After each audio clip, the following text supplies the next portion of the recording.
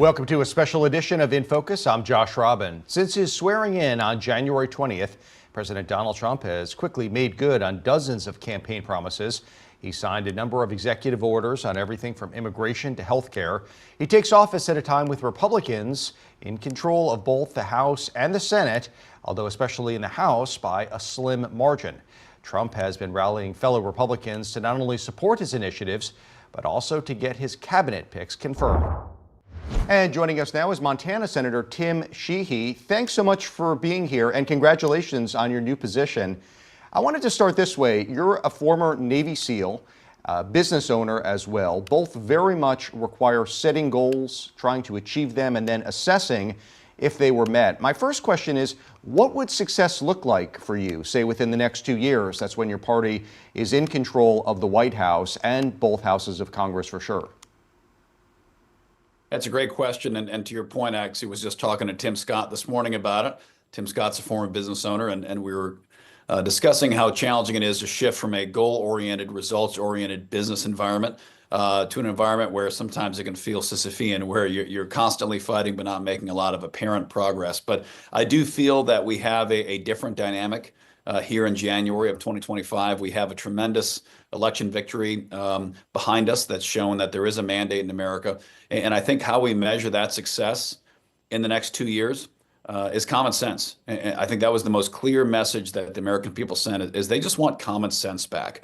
I don't think they want extreme right or left wing policies in any event. They just want a government that's functioning for them. And that's really what America First means. Is the America First agenda is, let's have a government that's putting the needs of its own people first, its own borders first, its own businesses first. So objectively and quantitatively, how do we measure that?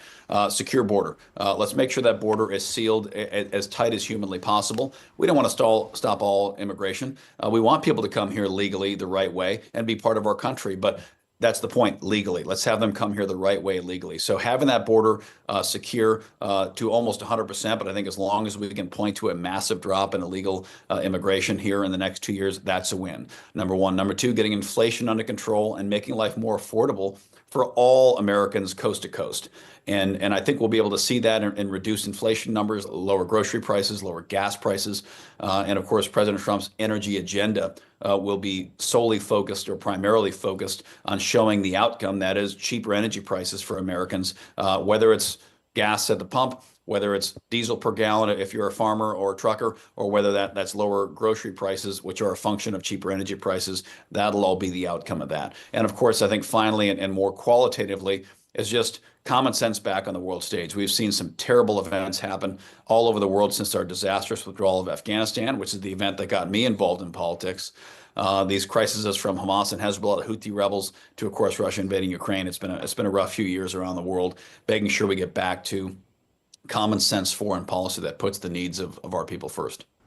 You recently said that your constituents expect a secure border, safe streets, cheap gas, that cops are good, criminals are bad, boys are boys, and girls are girls. This week, President Trump took action that will let more than 1,500 people involved in the January 6, 2021 attacks walk free, including those convicted of assaulting the police. At least 174 officers were assaulted. As you know, Capitol Police Officer Brian Sicknick died from stroke complications after being pepper sprayed. 4 other officers took their own lives in the days after the attack. My question for you, Senators, are you comfortable with the president's action considering your support for law enforcement? The president has the legal prerogative to issue pardons. And of course, as we saw, with 28 minutes to spare before seeing President Trump sworn into office, President Biden was issuing a litany of pardons all across the board, to include to close family members, for even preemptively pardoning people who apparently had nothing to be pardoned for. So the use of presidential pardons is well established by law. Additionally, anybody implicated in crimes related to January 6, as we well know, has basically had the entire legal force of the United States government focused on them over these past 2 years. And when we compare that to how Hamas protesters who've been defaming our cities, BLM, Antifa, who've burned our courthouses to the ground, who are committing acts of violence all over our country for the past 4 years, who essentially have not been prosecuted. They've been allowed under the auspices of free speech to do whatever they wanted because their political message aligned with that of President Biden and his party. So the president has the prerogative to pardon whoever he wants. He did so. And the reality is President Trump has been a strong and vocal supporter of law enforcement unequivocally during his period in office, and he will be again. And we are the party of law and order. I mean, we are going to stand behind our men and women in blue.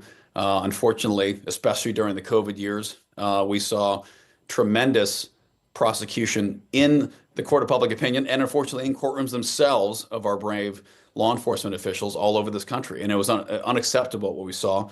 New York, I think, with Daniel Penny was a culmination of that lunacy when the American people saw a heroic Marine who stood up to protect the people around him, fighting, putting himself in danger to protect people around him. And he was the one who was dragged into court and prosecuted for doing the right thing. So I think America is ready for law and order again. We only have time for one more question, unfortunately, and I do want to ask about your experience as an active firefighting pilot. We only have about a minute. I'm sure we could talk longer about this, and I'd love to in the future. But what needs to be done to better fight these fires out west? Again, common sense. What we see in our firefighting policy coming from many of our federal agencies is a policy of let it burn. Literally let it burn. There's no requirement in national code, as there is where you're sitting right now. If you dial 911, a fire engine will be at your building in 5 minutes and 20 seconds. That's a national standard. There is no national standard to respond to a wildfire, and many times our land management agencies let it burn. And we need more firefighters. We need to pay them a living wage. We need more helicopters, more planes, and we need the bureaucratic willingness to fight these fires as soon as they happen, as aggressively as possible. We cannot let them burn. We have to fight them and protect our communities. We'll have to leave it there, but we'd love to have you back again, Senator Tim Sheehy of Montana. Thanks so much for your time. Time now for a break. Up next, Florida Republican Congresswoman Cammack joins us to discuss how Trump's presidency is a moment for the Sunshine State.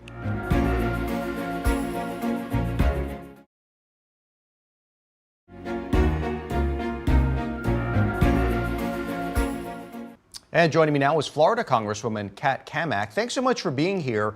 A question first that I'm asking another one of our guests. What does success look like in your assessment, say after this next 2 years or for the next 2 years? What are your specific goals? Well, I think really any measure across the board of what success looks like for Republicans, Democrats, Independents, really Americans in general, is that we execute on the promises that were made on the campaign trail. We often hear in politics, promises made, promises kept. That is what President Trump is aiming to do. And so really, it starts with bringing down the cost of everyday living for Americans, whether it's at the gas pump, whether it's at the grocery store. We want to make sure that life is affordable again. And then, of course, border security has been a mandate that has been given to us by the American people. You see currently where we, for the last 4 years, have had open borders. We have had violent criminals come across unvetted. We don't know where they are. Crimes have been committed in communities all across America. And Trump has committed to not only securing the border, but to getting these criminals out of our communities. And so I think those two issues right there are big ones to tackle. But when we talk about the golden age and the golden era, it's really about putting us on a path to make sure that this nation is about equal opportunity, not equal outcome. That's ultimately what success looks like in this country, where you can come from anywhere. You can have any background. Your parents could be anyone. It doesn't matter what box you check. You have an opportunity to succeed in this country. And that's what we're fighting to protect and to keep going for the next several decades. I wanted to ask you about China, something that you have raised deep concerns about and its influence through TikTok. You pressed the app CEO, in fact, during a hearing last year and voted in a bipartisan vote to ban it if China retains control. I wondered your thoughts on President Trump stalling that ban. So, the bill language itself gives the president the flexibility to extend up into this period. So he is well within his rights as commander in chief and executor of the nation to do just this. And I know that he cares very deeply about the national security of this nation, which is why he's taking this very seriously. And he's making a point to say, listen, we don't want to deny the users of this platform the ability to access it, but we're deeply concerned about its connections to the Chinese Communist Party. And there is no doubt that this is a tool for the Chinese Communist Party. They have said that they will refuse to divest. So we know that President Trump is a very aggressive negotiator. We know that he has brought folks to the table previously in other deals that maybe wouldn't have come before. I look at the Abraham Accords as a great example of where he has been successful, where others have not. So I am hopeful that we will see a full divestiture. For us, we want to make sure that Americans' data and privacy is secure, as well as not giving our adversaries an advantage in terms of any sort of data collection and harvesting of Americans. I wanted to ask you about Florida. It's certainly well represented, at least that's the anticipation in the new administration, starting at the very top, a native New Yorker who was a Florida resident. I wondered how that could be used to benefit your beautiful district in the northern part of the state. Well, it goes without saying that Florida is rife with talent. The bench of particularly political talent in Florida is incredible. And so we collectively, whether you're in the Panhandle, you're in Central Florida, South Florida, we are all so very proud of all of the appointees, all the nominees that will be serving in this cabinet. And we've all kind of joked, for years, we've said, let's make America Florida. And now you're actually really starting to see it. So many of the top leaders in this administration, even the man himself, President Trump, are all from Florida. So I think you'll see a particular emphasis in the policies that have really given the Sunshine State so much freedom, so many opportunities. A lot of those will be echoed at the national level, and that can only benefit everyone because a rising tide lifts all boats. One final question. I think we have about a minute or so left. I wanted to ask about your resolution to ban foreign flags on the floor of the House of Representatives. Yeah, for me, this is very simple. Whether you are for or against the funding of the war in Ukraine, one thing is for sure, we should absolutely agree wholeheartedly that the only flag that should be flown in the United States chamber of the House of Representatives should be the American flag. And this really stemmed from a moment after we had passed, and I did not support it, but there had been the passage of a $63 billion Ukrainian aid package. And I saw my colleagues handing out a Ukrainian flag to multiple members, and they were waving them on the House floor, chanting Ukraine. And for me, as an American representative, that just really felt so wrong. So for me, this is a unifying moment. If we can agree that the only flag that should be flown on our House floor is the American flag, then we can move from there. But if we can't even agree that we're going to just simply fly a singular flag, then that says a lot more about the trouble that we are in as a nation. And so this is why we felt it was important to introduce this resolution to take a stand. Okay, well, we'll have to leave it there. Thanks so much, Florida Congresswoman Kat Cammack. Really appreciate it. Appreciate it. Have a good one. After the break, professor and author Todd Belt tells us what we can expect in President Trump's second term.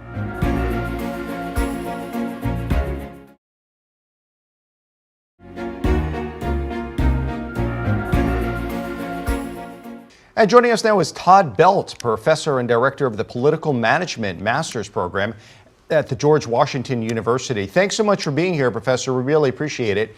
A very simple question for the first one. How different do you expect President Trump's second term to be from his first term? Well, it's already been very different so far. What we've seen from the president is he had a first term behind him. He thinks he knows what he's doing, and he is running full steam ahead with all of these executive orders. He had his nominations all set up, much different than the first time around. And we'll see what this means for policy, because sometimes when you go really quickly, you might not have all your T's crossed and I's dotted, and things could end up in court. You've written about the president's domestic policy challenges during his first term. What challenges does he face now domestically? Right. Well, whatever goes up must come down. And we've been writing a pretty good rebound from the COVID recession, with the main problem, of course, being inflation. And the problem with inflation is, if you want to control it, you sort of have to put the country into recession.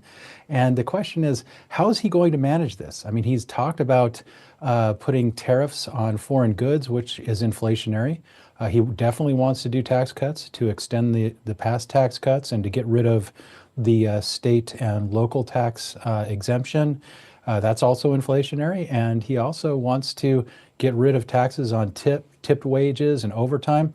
And again, that puts more money into people's pockets, so that's going to be inflationary as well. That's all going to be very difficult. He thinks he's going to be able to offset it with some of the easing up on energy requirements, which might help bring down inflation a little bit, but he really has to be worried about what he might be doing to the economy and where it's headed. How do you think that he would define a successful term? Well, for Donald Trump, it's always about aggrandizement. He likes to be the center of attention. He likes to have other people say that he's great. He feels like he gets a grace by proximity. We saw all of the tech billionaires right behind him at the inauguration, ahead of his appointees, by the way, the whole cabinet. This is who he is. A presidential term that would be successful for him, well, he's always going to say it's been the greatest, and with the hyperbole we've expected from him. But for him personally, it will be, to get the recognition from the people that he thinks matters. How do you think that Trump's presidency will influence future presidents when it comes to leadership style, to policy strategies, public engagement? Right. Well, I think we've already seen quite a bit from his first term through Biden and now to the second one. And the biggest one, I would say, is the use of executive orders. We saw that Joe Biden had 22 executive orders within 1 week, undoing a lot of what Donald Trump had done. And of course, he undid a lot of what Barack Obama had done. And now we're expecting close to 100. There was one that wiped out 78 executive orders from Joe Biden. This back and forth with the executive orders from one president to another, that is something that I think is now ingrained in our political system. His style of, it seems like, ready, aim, fire, when it comes to these executive orders without clearing them and doing the regular type of due diligence regarding constitutionality and legality. I don't know if that's going to catch on, because I think that that's actually going to get struck down. But in terms of imitators from a political standpoint and elections, we've seen that around the world, and we've seen a few here at home. Yeah. No, on Thursday, the executive order on birthright citizenship was struck down in Seattle. Let me ask you this about bipartisanship, or the possibilities of it. The margins in the House are very, very slim. What's your expectation of bipartisanship, if you have any expectations of it? Well, I don't have too much. Obviously, Donald Trump has said he wants one big, beautiful bill to pass all of his legislative priorities. But some of those probably can't go into that bill, because he wants to use what's called the reconciliation process, which would avoid a Senate filibuster. Remember, the Republicans only have 53 seats in the Senate, which means the Democrats can hold up any regular budget bill or any regular bill otherwise that would be in there. And he wants to use the reconciliation process to throw everything in there. We remember back in Biden's first term, Biden's only term, that he tried to put in an increase in the minimum wage into one of his pet projects. And the Senate parliamentarian told them they had to take it out, because that wasn't really part of reconciling the budget. So this is going to be a dangerous game, trying to get around those very close margins. One final question. I guess his inauguration has prompted so many feelings on different sides. People are elated, and people are just catatonic.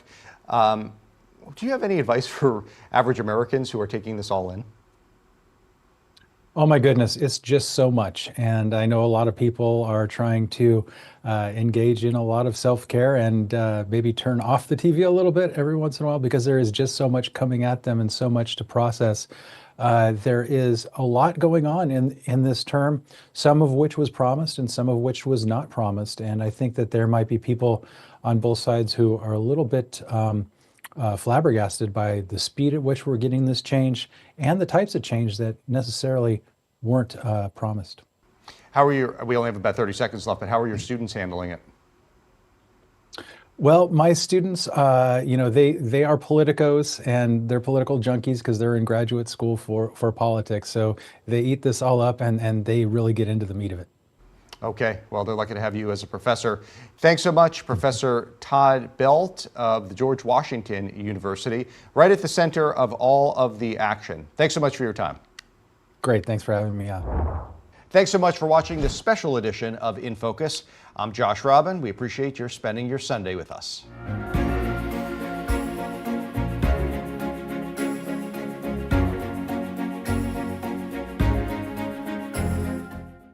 Thanks for watching our YouTube channel. Let Spectrum News be your resource for balanced, in-depth political coverage. And click the subscribe button here. You can also download our app and watch us on TV to learn more about the candidates, where they stand on the issues, and more. We'll see you then.